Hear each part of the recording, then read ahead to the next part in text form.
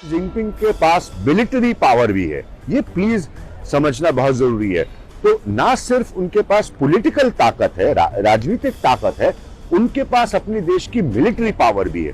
तो उसको वो कहां तक असर्ट करते हैं, उसको वो कहां तक इस्तेमाल करते हैं, उसके जरिए क्या वो ताइवान को अपने चीन में मिलाने की कोशिश करते हैं, ये सारे ऐसे सवाल हैं जो उनके तीसरे कार्यकाल को लेकर उठ रहे हैं। और मेरे हिसाब से अगर अतीत का आकलन हम करें और पिछले कुछ सालों का आकलन हम करें, खासतौर से पिछले 2-3 सालों को देखें, तो ये सारे सवाल जो जिनपिंग को लेकर उठ रहे हैं बहुत सही है और लाजमी है। और इसीलिए पश्चिमी देशों, यानी कि जिस देश में हम इस वक्त खड़े हैं, लंदन में हम खड़े हैं, यहां की चिंताएं पहले से बढ़ी हुई हैं।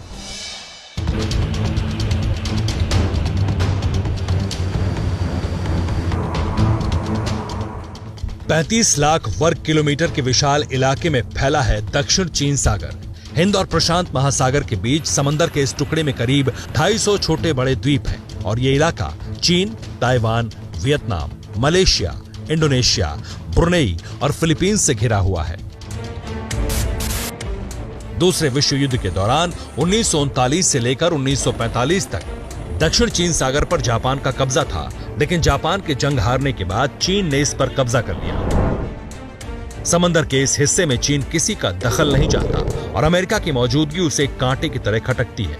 यही वजह है कि 2013 में शी जिनपिंग के सत्ता में आने के बाद से ही चीन यहां बेहद आक्रामक तेवर दिखा रहा है और इसलिए अब ये माना जा रहा है कि तीसरी बार राष्ट्रपति बनने के बाद जिनपिंग दक्षिण चीन सागर में और आक्रामक होंगे।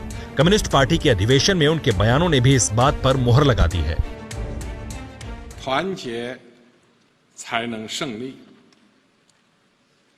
全面建设社会主义现代化国家，必须充分发挥亿万人民的创造伟力。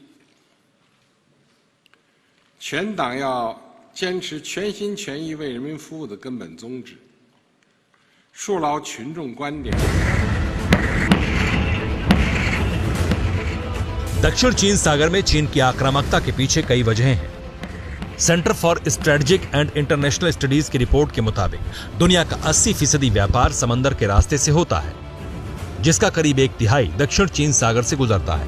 इस समुद्री रास्ते से हर साल दुनिया में करीब $3.5 ट्रिलियन का बिजनेस होता है। समंदर की गहराई में यहाँ खनिज संपदा का भी असीम भंडार मौजूद है। दक्षिण चीन सागर में 30,000 किस्म की मछलियां मिलती हैं और दुनिया का करीब 15% मछली उत्पादन भी इसी समंदर में होता है। यही वजह है कि दुनिया के तकरीबन हर देश की दिलचस्पी दक्षिण चीन सागर में रहती है। लेकिन तमाम अंतर्राष्ट्रीय कानूनों को ठेंगा दिखाकर चीन अब इसकी चौतरफा घेरेबंदी कर चुका है।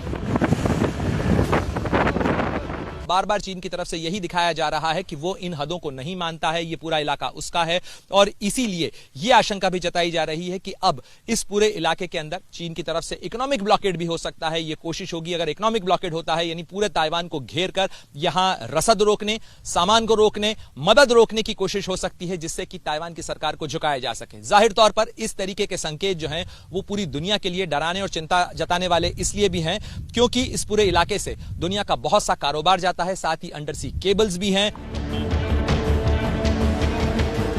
मिलिट्री पावर और कर्ज की ताकत, इन दो हथियारों से जिनपिंग चीन को सुपर पावर बनाना चाहते हैं। साल 2020 तक चीन दुनिया के करीब 97 देशों को $170 अरब का कर्ज दे चुका है, जिनमें श्रीलंका, पाकिस्तान और मालदीव उसके सबसे बड़े कर्जदार हैं। छोटे और गरीब देश कर्ज के जाल में फंसकर चीन के आगे सरेंडर कर रहे हैं और इसका ताजा उदाहरण दिवालिया हो चुका पड़ोसी देश श्रीलंका है, जिसके हम्बनटोटा पोर्ट पर अब चीन का कब्जा है।